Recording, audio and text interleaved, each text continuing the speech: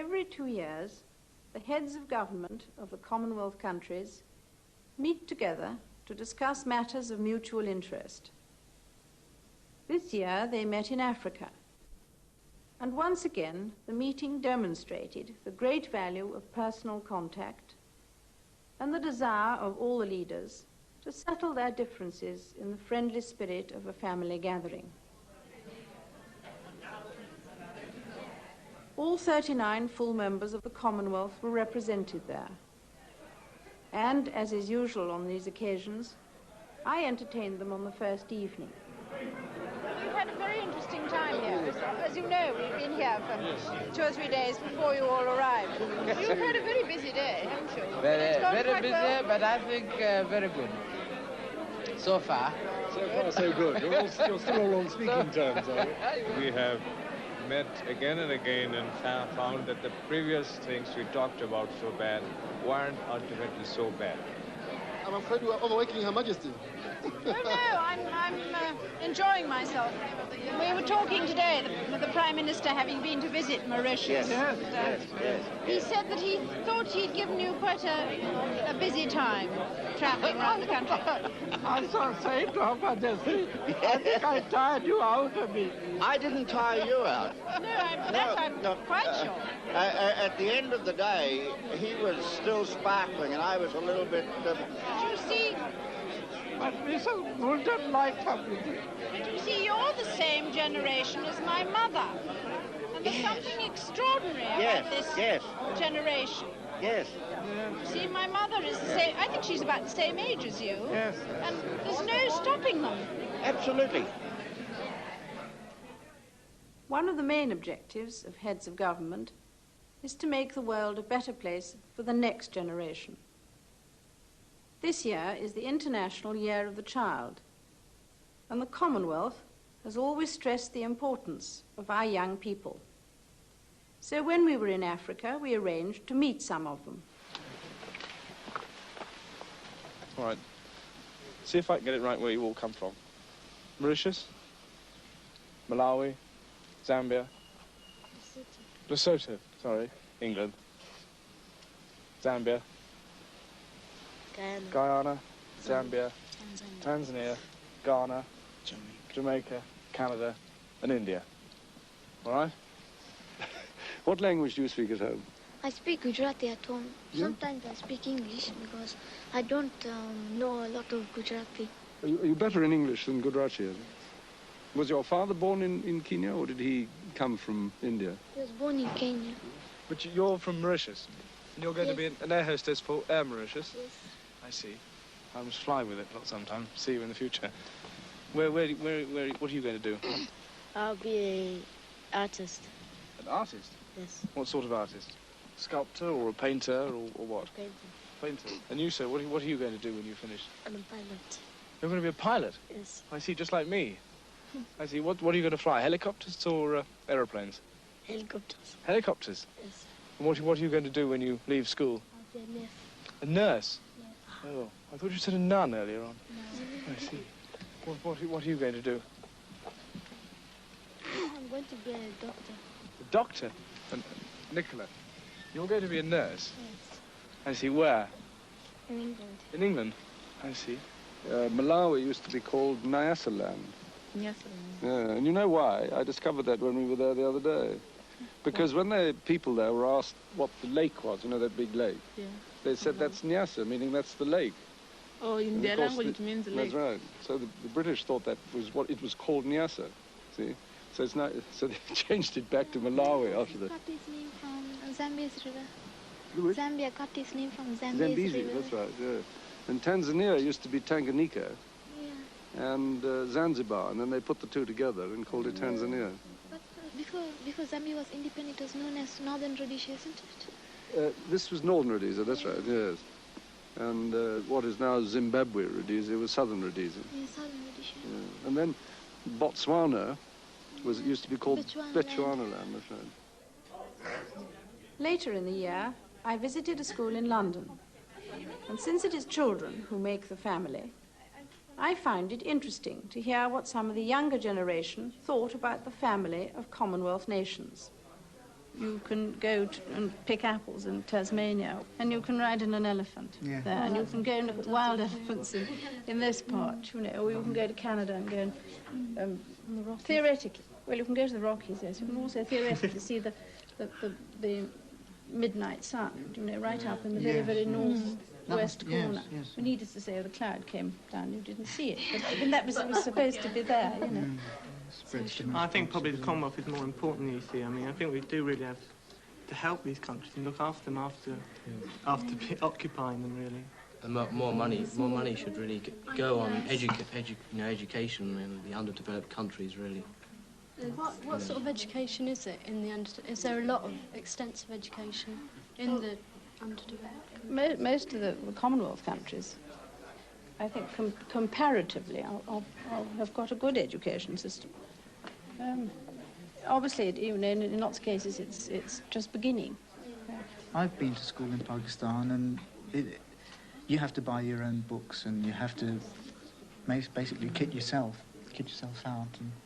And that's just one sort of, that's a little example of the difficulties in education they have. Lack of money, lack of teaching resources. And I think the Commonwealth's very good and that does do something for education, but I can't help thinking maybe it could do more. When the Empire was around, you could really go out and serve the Empire and work in the Empire, but now it's probably much more difficult with the Commonwealth. I think people are still very badly needed, you know, to go and work in these countries. Say I want to become a doctor, okay, would it be easy for me to go and work in a place like Zambia, where doctors are needed? I would think once you'd qualified, I would have thought getting into medical school is a problem. That's the difficult thing first. Get yourself qualified, and then I would think that if, you know, I mean, qualified people are the people they want. I think for that reason the Commonwealth's very good for interchange of jobs. Or the, you know, the VSO system, which you can go out before you, with voluntary service, you can go out and you can teach. I think it's valuable experience for any young person to go on these sort of exchange trips to underdeveloped countries and maybe serve some sort of purpose there. In this Year of the Child, people all over the world have been asked to give particular thought to the special needs of sick and handicapped children, to the hungry and homeless, and to those in trouble or distress wherever they may be found. It is an unhappy coincidence that political and economic forces have made this an exceptionally difficult and tragic year for many families and children in several parts of the world, but particularly in Southeast Asia. The situation has created a desperately serious challenge, and I'm glad to know that so many people of the Commonwealth have responded with wonderful generosity and kindness. It seems that the greater the needs of children, the more people everywhere rise to the occasion. My daughter, as president of the Save the Children Fund, saw some of these volunteers looking after refugee children in the Far East.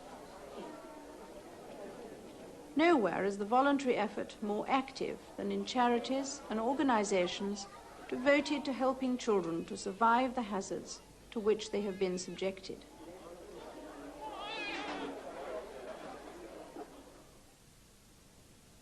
The Year of the Child has emphasized the value of this work. But we mustn't forget that every generation has to face the problems of childhood and the stresses of growing up, and in due course the responsibilities of parents and adults. If they're handicapped in themselves, or by their family or community, their problems are all the more difficult. Children are born with a mixed package of emotions, talents, and handicaps, but without knowledge or experience. As they grow up, they have to learn to live with their parents and families, and they have to adjust to school, including the discovery of leisure activities and learning to handle their relationships with their contemporaries and with strangers. Schools, charities, and voluntary organizations and institutions can do a great deal to help. and I have admired their work in many parts of the world. But in the end, each one of us has a primary and personal responsibility for our own children, for children entrusted to our care, and for all the children in our own communities. There was no better illustration of adult involvement with young people than the scenes at the Great Fair in Hyde Park in May of this year. 80,000 children were there.